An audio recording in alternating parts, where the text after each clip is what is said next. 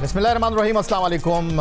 सैयद याह्या हुसैनी आपकी खिदमत में हाजिर है। दूसरे वनडे इंटरनेशनल में ऑस्ट्रेलिया की वो टीम जो अपने सीनियर खिलाड़ियों के बगैर दौरा पाकिस्तान पर है, उसने पाकिस्तान को उन्हीं के बिछाए हुए जाल में फंसा दिया। शाहीन आफरीदी ने टॉस जीतकर फिर बॉलिंग करने का फैसला किया और रावलपिंडी से लाहौर में गेंद स्पिन होती नजर आई।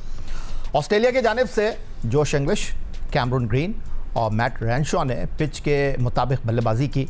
इंग्लिश 51, कैमरून ग्रीन 53 और मैट रेनशॉ 43 रन बनाने में कामयाब रहे और ओलिवर पैक ने 31 रन की इनिंग खेलकर पाकिस्तान को 232 रन का हदफ दिया। पाकिस्तान की जानिब से कप्तान शाहीन आफरीदी ने 3, हारिस रऊफ, अराफात मिन्हास और अबरार अहमद ने 2-2 खिलाड़ियों को पवेलियन की राह दिखाई। नेथन एलिस ने अपने वनडे करियर की बेहतरीन बॉलिंग करते हुए 9 ओवर में 33 रन देकर 4 खिलाड़ियों को पवेलियन की राह दिखाई और ऑस्ट्रेलिया ने कदाफी स्टेडियम लाहौर में खेले जाने वाले दूसरे वनडे इंटरनेशनल में पाकिस्तान को 41 रन से शिकस्त देकर 3 मैचों की सीरीज में जान डाल दी। ऑस्ट्रेलिया ने 12 ओवर के अंदर सिर्फ 58 रन पर पाकिस्तान की आधी टीम को आउट कर दिया। शादाब खान ने 104 गेंदों पर 71 रन बनाकर सबसे ज़्यादा स्कोर किया और एक मरहले पर ऐसा लगा कि वो पाकिस्तान को नाकाबिले यकीन फतह दिला सकते हैं, लेकिन दूसरे एंड से विकटें गिरती नहीं। आखिरकार वो आखिरी खिलाड़ी थे जो तनवीर सांगा की गेंद पर स्टंप होकर आउट हुए, जबकि पाकिस्तान की पूरी टीम 44 ओवर में 190 रन बनाकर आउट हो गई। एलिस ने 4, मैथ्यू शॉट ने 3 खिलाड़ियों को पवेलियन की राह दिखाई। हमारे साथ गुफ्तगू के लिए स्टूडियो में मौजूद हैं टेस्ट फास्ट बॉलर क्रिकेट के सिकंदर बख्श साहब। इस्लामाबाद से वीडियो लिंक पर हमारे साथ मौजूद हैं पाकिस्तान क्रिकेट टीम के साबिक कप्तान टेस्ट विकेट कीपर राशिद लतीफ़ साहब और लाहौर से हमारे साथ मौजूद हैं पाकिस्तान के टेस्ट ओपनर अहमद शहजाद साहब। सीधा सिकंदर बख्श साहब, मैं आपकी तरफ आ जाता हूं और मैं आपसे ज़्यादा लंबा सवाल नहीं करूंगा। सिंपल आपसे मैं ये जानना चाहता हूं कि हम नए खिलाड़ियों की बात कर रहे हैं, लेकिन मुझे ये बताइए कि पाकिस्तान की इस टीम में बाबर आजम का क्या रोल है? ख़ास तौर पर मेरा ये सवाल इसलिए आपसे है कि अगर 232 रन के हदफ के ताक़ुब में भी बाबर आजम 16 गेंदों पर 16 रन बनाकर पवेलियन लौट जाएं तो फिर ये टीम किसके ऊपर इन्हिसार करेगी, किस पर भरोसा करेगी? नहीं, देखिए, तो पहले ही मैंने एक प्रोग्राम में बताया था कि जो भी गेंद पढ़ के अंदर आता है ना, बाबर के लिए बड़ा प्रॉब्लम हो रहा है। बाबर को अगर आप आउटसाइड ऑफ स्टंप गेंदें करें, वो बहुत अच्छे शॉट्स खेल रहे हैं। मैंने पूरा भी पिछले दिनों नोट कर रहा था वो बांग्लादेश से, जहाँ गेंद पढ़ के हल्का सा अंदर आता है वो बल्ला और मतलब पैड में इतना बड़ा गैप सा बन जाता है, वो बोल्ड हो जाते हैं, पैडों पे खा लेते हैं। अब उनकी क्या यूटिलिटी है? ही सपोज टू बी जो है सबसे सीनियर खिलाड़ी है, वो suppose to be the king. उनको चाहिए कि वो पूरे इनिंग कैरी करे। और ये जो पिछले 2 मैचेस हुए हैं, एक में 200 करने थे, उन्होंने बड़ा अच्छा कर लिया, 50 कर लिया, इसमें भी 230 थे। आइडियल सिचुएशन कह सकते हैं बाबर आजम के लिए कि जिसमें उनको कोई गलत शॉट नहीं खेलना, कोई एग्रेसिव, कोई इधर उधर के शॉट्स नहीं खेलने, प्रॉपर क्रिकेट खेलें जैसे कि वो खेलना चाहिए उन्हें, जिस तरह का उनका नाम है, जिस तरह के उनके रिकॉर्ड्स हैं, वो सीधा खेलें और टीम को लेके चलें और पूरे लड़कों को अपने साथ लेके चलें। ये उनका किरदार होना चाहिए कि पूरी टीम को अपने साथ लेके चलें। हमने बड़े बड़े खिलाड़ियों को इसी तरह करते हुए देखा है, मगर I am very sorry to say वो किरदार अदा नहीं कर रहे। वो तो हर एक दूसरों की तरह हो गए हैं, जिस तरह के वो फरहान आउट हो रहे हैं, जिस तरह के वो दूसरे लड़के आगा आउट हो रहा है। जो सीनियर की बात करूँ मैं, नए बच्चों की नहीं बात कर रहा। आगा आउट हो जाते हैं जिस तरह, इसी तरह वो भी आउट हो रहे हैं। तो मैं तो हैरान हूँ कि अब उनको क्या कहा जाए। कुछ ज़्यादा क्रिटिसाइज करो तो सब नाराज़ हो जाते हैं। राशिद लतीफ़ साहब, हमारे सीनियर क्या कर रहे हैं? अगर मैं आपसे ये जानने की कोशिश करूं, बाजिद खान ने प्रेजेंटेशन सेरेमनी में शाहीन आफरीदी से पूछा क्या हुआ आज, तो कहने लगे कि वो जो आखिरी ओवर में रन बन गए थे वो हमारे लिए थोड़े कॉस्टली हो गए। आखिरी 3 ओवर में हारिस रऊफ ने 23 रन दिए, शाहीन आफरीदी ने आउट 3 ज़रूर किए, लेकिन वो कह रहे थे कि पिच पर स्पिन नहीं हो रहा था, पिच इतनी ख़तरनाक नहीं थी। तो फिर अगर ख़तरनाक नहीं थी तो आपके बैट्समैन 232 रन नहीं कर सके और कप्तान सिर्फ क्या ये कहने के लिए आए हैं कि जी 20 रन ज़्यादा बन गए? कब तक हम ये सुनते रहेंगे? बाबर आजम कप्तान हो, रिजवान कप्तान हो, शाहीन आफरीदी कप्तान हो, हमें कप्तान में वो एनर्जी दिखाई नहीं दे रही जो टीम को लड़ाने वाली हो। टीम में एनर्जी नज़र नहीं आ रही, कप्तान में एनर्जी नज़र नहीं आ रही। एनर्जी होती है सिर्फ शो करने में, हम लोगों में एनर्जी आती है जब ये मैच इस तरह से जाते हैं।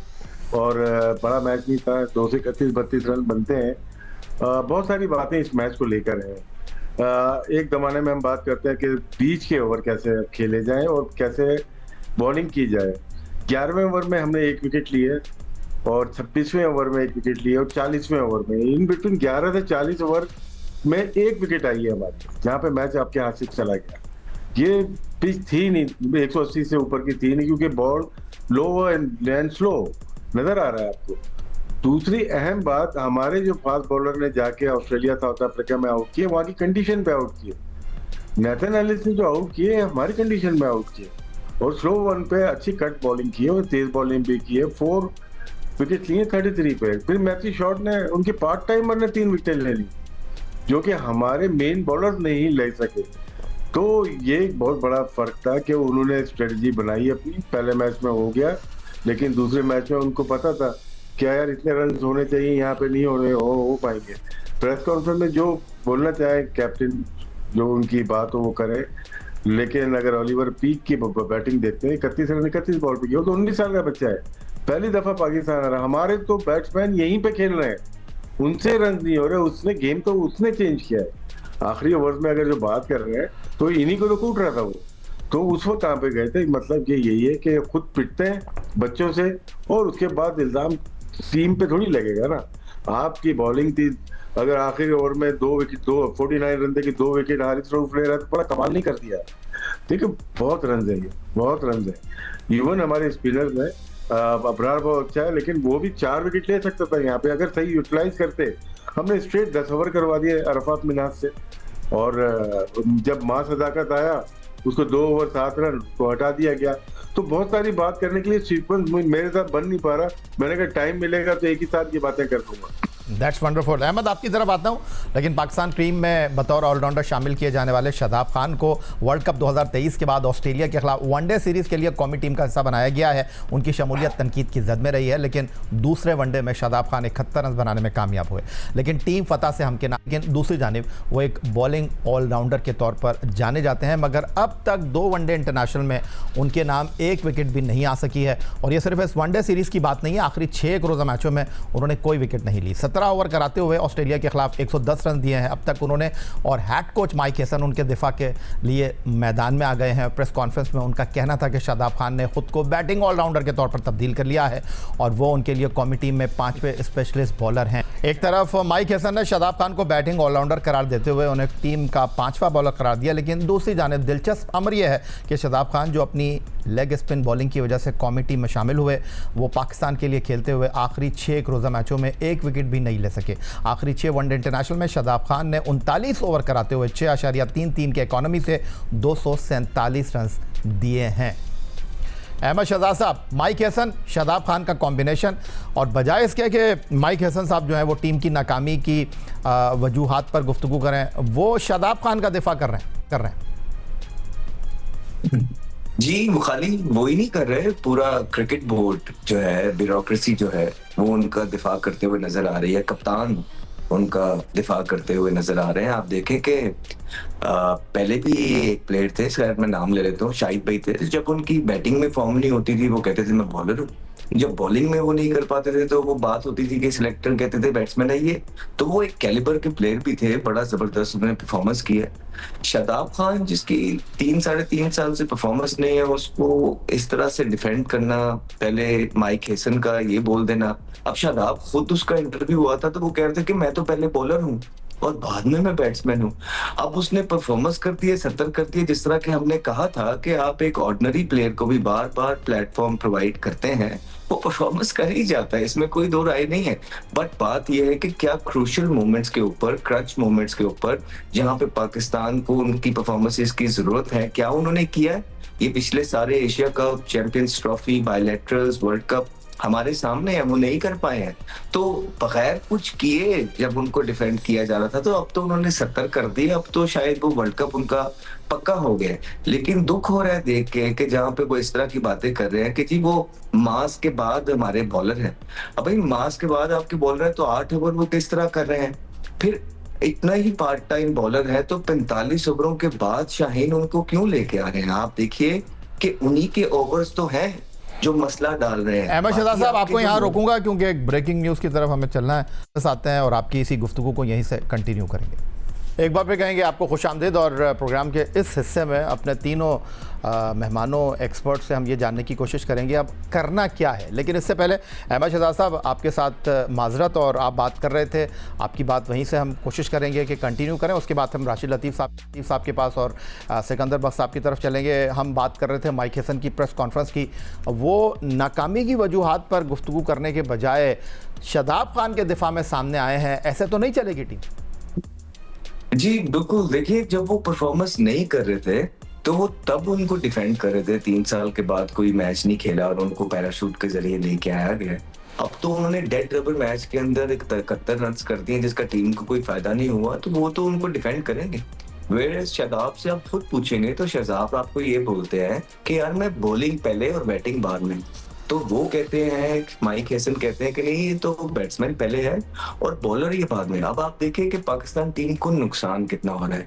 जितने भी जेन्युइन बॉलर्स बॉलिंग करते हैं आप देखें कि वो ठीक फंसा के रखते हैं। ये जो 3 एक्स्ट्रा बॉलर है ना, बजाय के 1 के 3 बॉलर्स के साथ जो माइक हैसन जाना चाह रहे हैं, उन्हीं को 8.5 की एवरेज से इस टर्निंग पिच पे भी स्कोर होते हैं और वही 30-32 रन जब ज्यादा होते हैं वो देखें आप मैच का 22 बन गए। तो एक बंदे को एडजस्ट करने के चक्करों के अंदर आप देखें आप क्या क्या कर रहे हैं। फिर शाहीन उन्हें 45वें ओवरों के बाद लेके आ रहे हैं कि यार चलो 7वां 8वां प्लेयर है, ये तो उनको आउट कर लेगा गुगली शुगली करके, वो भी नहीं कर पा रहे हैं। तो आपकी टीम हार रही है लोगों को एडजस्ट करने के चक्करों में। फिर आप देखें सिलेक्शन की बात करते हैं, आप सलमान अली आगा को देखें, हम कोई उन पे बात ही नहीं करता। आप पूरा PSL देखें, कोई आउटस्टैंडिंग परफॉर्मेंस जिंदगी के अंदर सलमान अली आगा की नहीं रहेंगे। एक पोटेंशियल जरूर उन्होंने शो किया, लेकिन इतने लंबे रन उनको मिल रहे हैं बगैर किसी बात के, और वो तीनों फॉर्मेट के अंदर खेली जा रहे हैं। वो T20 खेलते हैं, वहां वो जो है ना पूरी तरीके से PSL के अंदर फेल होते हैं तमाम मैचेस के अंदर। उसके बाद कोई इम्पैक्ट नहीं छोड़ पाते हैं। वो बांग्लादेश की टेस्ट सीरीज के अंदर वहां पे व्हाइट वॉश होके हम आते हैं। उसके बाद आप इन दोनों मैचेस में अंदर देख लें कि इस ऑस्ट्रेलियन साइड के जिसके 6-8 प्लेयर ही नहीं है, वहां पे जरूरत है एक्सपीरियंस की पाकिस्तान टीम को। अगर सलमान अली आगा वहां पे 50 रन की इनिंग खेलते तो हम जीतते। फिर उसके बाद देखें ये अब्दुल समद को कौन और कैसे लेके आए ये पता करना है।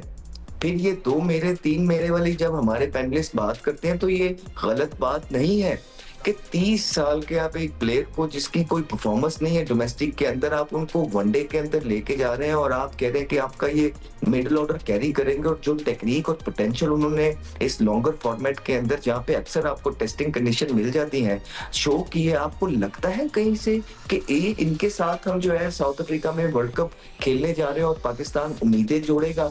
देखिए टाइम बहुत कम है, हर दफा की तरह फिर दोबारा से हम याद करा रहे हैं। एशिया कप में भी हम याद कराते रहे कि टाइम कम है, आपकी तैयारी ठीक नहीं है। वर्ल्ड कप जो 3 गुजरे उसमें हमने याद कराया इस सेटअप को कि भाई टाइम गुजर रहा है, आपकी तैयारी नहीं है। उसके बाद आप फिर देख लें कि इस दफा हम आपको दोबारा से याद करा रहे हैं कि आपके पास नए बॉल करने वाले बॉलर मौजूद नहीं है। साउथ अफ्रीका के अंदर आपके पास डेथ के अंदर बॉलर का मौजूद नहीं है जो यॉर्कर को नेल करेंगे। आपके पास एक फास्ट बॉलर मिडिल ऑर्डर नहीं मौजूद है जो साउथ अफ्रीका में आपको चाहिए एक ODI टीम के अंदर बैलेंस करने के अंदर। आपके पास मिडिल के अंदर इस तरह के बल्लेबाज नहीं है जो रिस्पॉन्सिबिलिटी लें और मैच को लंबा लेके जाए और कैरी करें और मैच को फिनिश करें। नहीं तो अगर आपके पास ये 4 एस्पेक्ट नहीं है जो कि गोल्ड है ODI के अंदर किसी भी टीम के अंदर, तो आपसे क्या उम्मीद और क्या एक्सपेक्टेशन। फिर वो कहते हैं कि जी हमने खेलना नहीं है, T20 जाके खेलें। यहाँ पे कॉन्फ्लिक्ट ऑफ इंटरेस्ट आता है कि वो कहता है माइक हैसन के भाई मेरे पास तो व्हाइट बॉल की टीम है, उसको क्या जरूरत पड़ी है प्लेयरों को टेस्ट मैच में। अब वहां आपने सरफराज अहमद को जो है ना अभी प्लेइंग डेज थे उनके, आपने उनको वहां पे कोच बना दिया और हालात देखें आपके क्या हो रहे हैं वहां पे, कोई इस पे बात नहीं करता। चेयरमैन मोहसिन नकवी साहब को एक छोटा सा मैसेज ये है कि खुदारा आप जरा देख लें कि ये क्या हो रहा है, कोई सवाल तो पूछ लें। और जब आप इनसे सवाल पूछे जवाब, क्योंकि क्रिकेटर लोग हैं हर चीज का जवाब इनके पास मौजूद होगा। बराहे करम कोई न्यूट्रल लोगों के साथ बैठ के जब आप सवाल पूछेंगे ना और फिर जब ये उसका जवाब देंगे आपकी टीम वाले मैनेजमेंट वाले सिलेक्टर, तो फिर उसको काउंटर करने के लिए भी लोग बैठे होंगे। तो खुदारा हम तो सिर्फ आपको बता सकते हैं कि 3 साल हो गए आपके सेटअप के अंदर, अभी तक जो नया भी चेहरे तब्दील करके आप लेके आ रहे हैं वो जिस डायरेक्शन के अंदर जा रहे हैं, जिस तरह हमने आपको पहले वर्ल्ड कप्स के लिए आप बताते रहे हैं कि आप रेडी नहीं है और ठीक डायरेक्शन नहीं है, इस दफा फिर हम आपको बता रहे हैं कि आपकी डायरेक्शन अभी भी ठीक नहीं है, सिर्फ चेहरे तब्दील। डायरेक्शन ठीक नहीं है, चेहरे तब्दील है। राशिद लतीफ साहब, टेस्ट क्रिकेट में आप 2 सेशन नहीं खेल रहे, T20 क्रिकेट में 20 ओवर नहीं खेल रहे, वनडे क्रिकेट में 50 ओवर आपसे खेले नहीं जा रहे। क्या आपकी क्रिकेट दलदल में फंस चुकी है? क्या आपके पास अंधेरी सुरंग में रोशनी की किरण मौजूद नहीं है? क्या मशवरा आप देना चाहेंगे? करना क्या है अब इस टीम के साथ? मेहमद से बात हो रही थी यही इसी टॉपिक पे ऑफ द रिकॉर्ड, ये कि रिवैम्प करना पड़ेगा, हमें रिफॉर्म्स लेके आने पड़ेंगे विद इन द बोर्ड। आपके पास डोमेस्टिक से लेके टॉप लेवल तक शायद प्रोफेशनल लोग ना हो। ये तो समझ रहे होंगे कि ये प्रोफेशनल है, यानी कि पेशेवर काम ही क्रिकेट का करते हैं, लेकिन 5 साल पहले जाएंगे तो ये इनके काम ब्यूरोक्रेसी था, गवर्नमेंट चलाते थे। हुकूमतें चलाने वाले क्रिकेट चलाना थोड़ा सा मुश्किल होता है माजरत के साथ, और मुश्किल काम है क्रिकेट, मुश्किल। ट्रांसपेरेंसी चाहिए होती है। मैं अगर कहीं और काम कर रहा हूँ शायद इतनी ट्रांसपेरेंसी नहीं चाहिए, लेकिन जब क्रिकेट की फील्ड में आता हूँ ना, हर एक फर्द पाकिस्तान का जुड़ा हुआ होता है। टीवी पे उस पर चीज़ें आ रही होती है, PSL है, बायलेटर सीरीज है, ट्राई सीरीज है, ICC है, एशियन गेम है या एशिया कप है, तो एक एक चीज़ जुड़ी हुई होती है, दूर नहीं है लोग। फिर इंटरनेट है, उसके बाद आपके पास सोशल मीडिया है, एक एक चीज़ आ रही है, तो इतनी ट्रांसपेरेंसी तो है ही नहीं। तो पूरी की पूरी क्रिकेट बोर्ड एक्सपोज हो गया लास्ट 3 ईयर्स के, लास्ट 10 ईयर्स में एक्सपोज हो गया। तो रिवैम्प की ज़रूरत है शुरू से लेके आखिर तक, और हमारा अकाउंटेबिलिटी नहीं है बिल्कुल भी, ना क्रिकेट बोर्ड की है ना प्लेयर्स की है। और जिसकी जो मनमानी करते हैं, जो भी सिलेक्शन में आता है उसको पूछने वाला कोई नहीं। प्रेस कॉन्फ्रेंस तो करते ही नहीं, एक फर्रा दे देते हैं कि टीम अनाउंस कर दो। जहाँ पे लोग कैमरा फेस नहीं कर पाते वो टीम अच्छी नहीं बनती। सवाल ही बनता रहता है।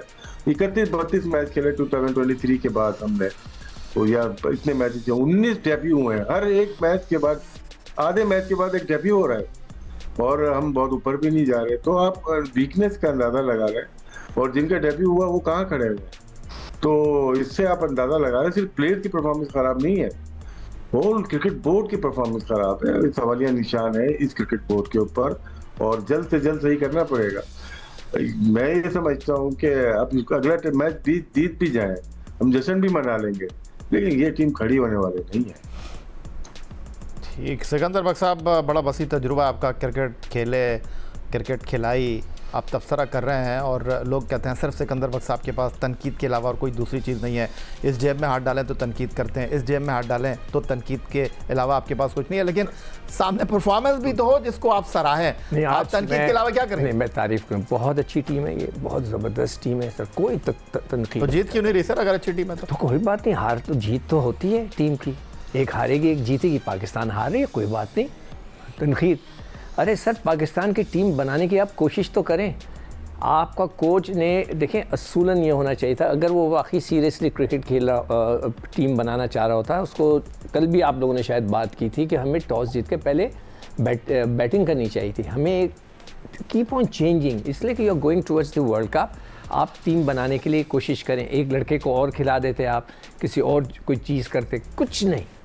और जो राशिद बोल रहा है, I totally agree with him कि जी आपने, देखिए, मैंने उनको एक 10 सफ़ों का एक चीज़ दी थी क्रिकेट के बारे में। एक सवाल अगर किसी ने मुझसे किया हो कि आपने लिख कर दिया था, उसका क्या मतलब है? अब मैं भी अब लीस्ट बॉर्डर के, कोई अगर मुझे अब बोलेगा कि कुछ लिख के दो, तो मेरे पास टाइम नहीं होगा कि मैं बैठूँ 2-3 घंटे लगाऊँ सब टाइप करके उनको दूँ, और फिर वो कोई पूछे नहीं, कोई आके पूछे। तो आप ये जो फिटनेस की बात कर रहे हो, ये क्या होती है, ये जो आप फर्स्ट क्लास क्रिकेट की, ये कैसे होती है, कहाँ होती है? इतना बड़ा भंड आपके डोमेस्टिक के डायरेक्टर साहब ने मारा था कि वर्ल्ड कप के बाद T20 कराया। मैं बार बार कहूँगा इस बात को, ये बहुत बड़ा भंड है। मैथ्स का पेपर था, आप उर्दू पढ़ रहे थे, फिर जब मैथ्स का पेपर ख़त्म हो गया फिर मैथ्स का पढ़ाई शुरू की। ये ऐसा नहीं होता। ये क्यों हुआ? इसलिए कि वहाँ पर जो लोग हैं वो कमिश्नर्स हैं, असिस्टेंट कमिश्नर्स हैं।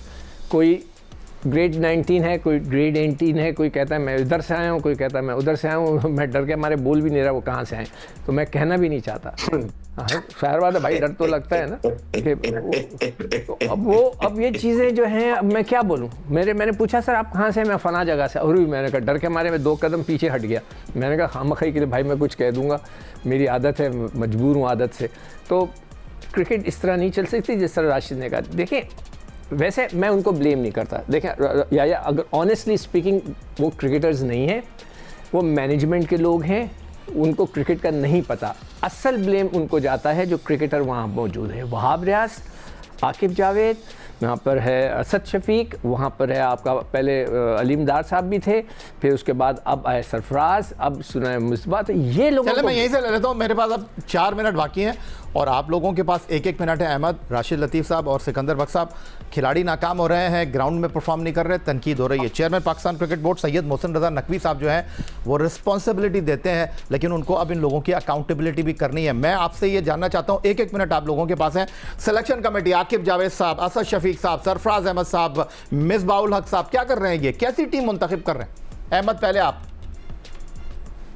देखिए सबसे पहले तो उनको देखिए, मैं 4 मिनट सारों के ले जाऊंगा, पहले सबसे पूछ ले। अच्छा राशिद भाई आप। मैं छोटा सा बात करने के ना, क्रिकेटर्स की जो तनकीद हम रोजाना ही करते हैं। गवर्निंग बोर्ड की बात करते हैं, जो हमारी बोर्ड है पाकिस्तान क्रिकेट बोर्ड, उनमें वो रीजन है जिनका क्रिकेट में इतना स्टेक है नहीं, देते नहीं है। एजे के है हमारे बोर्ड में, भावलपुर है हमारे बोर्ड में, जेरा मुराद जमाली, इनको प्लेइंग राइट्स तो दे दो ना। फिर उसके बाद आज मैंने बात की, तो चीफ सेक्रेटरी पंजाब भी है आपके बोर्ड में, तो चीफ सेक्रेटरी सिंध क्यों नहीं है, केपी क्यों नहीं है, फिर कैबिनेट का भी है। तो अगर ऐसे क्रिकेट चलानी है जिनका स्टेक है ही नहीं क्रिकेट के अंदर, तो ये साइनिंग अथॉरिटी तो यही लोग बन गए ना, सारे अप्रूवल तो ये दे रहे हैं, ये अप्रूवल दे रहे हैं। तो क्रिकेटर को कोई साइनिंग अथॉरिटी है ही नहीं। PSL दे दें किसी क्रिकेटर को, वो साइनिंग अथॉरिटी बनता है, उसमें है ना पैसा, ठीक है। उसमें जब आप कॉन्ट्रैक्ट करते हैं, बड़े बड़े प्रोजेक्ट्स आते हैं, क्रिकेटर को दो साइनिंग अथॉरिटी। तो आपने क्रिकेटर को लगाया हुआ है नमक के ऊपर और खुद ही पूरा मीठा मीठा खा गए सारा। अच्छा सिलेक्शन कमेटी पे बात कर लें जल्दी से राशिद ने भी बात की ना, भी पंजाब के सेक्रेटरी हैं, फलाएं, सिंध का नहीं है, पंजाब का नहीं। तो मैं कहता हूँ सिंध से आप मुराद अली शाह साहब को, जो हमारे क्या है चीफ मिनिस्टर हैं, उनको रखें, इसलिए कि वो बहुत अच्छी क्रिकेट खेलते हैं, मैंने खुद देखा है, बहुत शौकीन है, जाके खुद मैच खेलते हैं। तो आप कह रहे हैं नॉन क्रिकेटर को नहीं, वो तो क्रिकेट तो खेलते हैं ना इसलिए कह रहे हैं उनको भी रखें आप वहाँ पर, उनको रखना चाहिए आपको। देखो या कुछ कर लें, सिस्टम बनाएं। मैं नकवी साहब, मैं आपको बोल रहा हूँ, आप बुरा माने ना माने, 25 करोड़ की आवाम है ना पाकिस्तान की, बहुत मुश्किल है संभालना, बहुत मुश्किल है। मगर क्रिकेटर्स ज़्यादा से ज़्यादा 2 या 3 हज़ार हैं, 2 से 3 हज़ार। अगर हम इनको भी नहीं संभाल सकते ना, तो इन्ना लिल्लाह व इन्ना इलैहि राजिऊन। चला, इन्होंने तो मायूसी की बात कर दी। अहमद शहजाद साहब, सिलेक्शन कमेटी की बता दें क्या करना है। सिलेक्शन कमेटी कैसे खिलाड़ियों को मुंतखब कर रही है? न टेस्ट जीत रहे, ना वनडे जीत रहे, ना T20। नहीं, हमने आपको पहले ही बोला था कि आपको रिवैम्प की तरफ जाना है। यहाँ पे आप सेफ रह के पाकिस्तानी क्रिकेट को आप ठीक नहीं कर सकते हैं। जो सिलेक्टर्स टीवी पे आके ये बताना गवारा नहीं करते कि उनका विजन क्या है, विजन 2030 क्या है, विजन 2028 तक क्या है, तो आप समझ लें कि सिर्फ जॉब सीकर्स हैं। और जॉब सीख करने वाले लोग जो होते हैं वो कभी भी बेहतरी नहीं लेके आ सकते, वो आपको सपोर्ट जरूर कर सकते हैं। लेकिन इस टाइम पे जहाँ पे आपकी टीम का हाल है 8वें नंबर की, यहाँ पे आपको डिसीजन मेकर्स चाहिए, पावरफुल लोग चाहिए, विजनरी लोग चाहिए, जो दलेरी के साथ आगे काम करें। आप देखें ना, सरफराज अभी उसके प्लेइंग डेज थे, जूनियर के साथ लगा हुआ था, आपने उसको जो है ना कोच बना दिया और उसने भी हाँ कर दी। तो आप यहाँ देख, फिर आप मिसबाउल हक की बात करते हैं, वो पिछले 15 साल से क्या इसी सिस्टम के साथ गाय बगाए मौजूद नहीं है, जो कि टीम जो है आपकी देखे ना किधर आके खड़ी हो गई। तो क्या वो रहे नहीं डिसीजन मेकिंग के अंदर मोस्ट ऑफ द इयर्स अपने करियर के अंदर, being a captain, being a batting consultant, being selector, being coach, हर चीज तो उन्होंने कर ली। अपने प्लेयर्स लेके आते हैं और सपोर्ट करते हैं अपने शहर को, अपने रीजन को, बड़ी अच्छी बात है, अपने डिपार्टमेंट को करें। रिजल्ट्स क्यों नहीं प्रोड्यूस कर पा रहे हैं? सो इसी आपने खुद तो कह दिया जॉब सीकर्स हैं, तो कैसे रिजल्ट नहीं मिलेंगे आपको? तो इसी वजह से मैं आपको सिर्फ ये बताना चाहता हूँ कि देखें, आप ज्यादा देर तक लोगों को चुप नहीं रख पाएंगे। आपका वर्ल्ड कप गुजर गया, लोगों ने तनकीद की, लोग चुप हो गए इस सेटअप के दौरान। अब आप बांग्लादेश से हार गए, और इस बांग्लादेश से भी मैं नीचे साइड कहूंगा ऑस्ट्रेलिया को, इस साइड से भी अगर आप खुदा न ख्वास्ता सीरीज हार गए ना, तो लोग चारों तरफ से चेयरमैन क्रिकेट बोर्ड पे बातें करेंगे। तो अगर वो चाहते हैं कि इन बातों से आप बच जाए, तो उनको अकाउंटेबिलिटी करनी पड़ेगी और वो चीज़ें मीडिया पे लानी पड़ेगी। अहमद शहजाद, राशिद लतीफ़ और सिकंदर बख्श साहब का कहना यह है कि chairman Pakistan cricket board Syed Mohsin Raza Naqvi sahab जिन लोगों को रिस्पॉन्सिबिलिटी दे रहे हैं उनके एहतसाब का अमल भी शुरू होना चाहिए। उनसे पूछना चाहिए कि ये काम आपने किया है तो क्यों किया है, क्योंकि फिर तनकीद पाकिस्तान क्रिकेट बोर्ड पर हो रही है। यही आज का हमारा प्रोग्राम था। बहुत शुक्रिया आपका राशिद लतीफ़, शुक्रिया आपका सिकंदर बख्श साहब और बहुत शुक्रिया आपका अहमद शहजाद साहब। इजाज़त चाहेंगे। अल्लाह हाफ़िज़।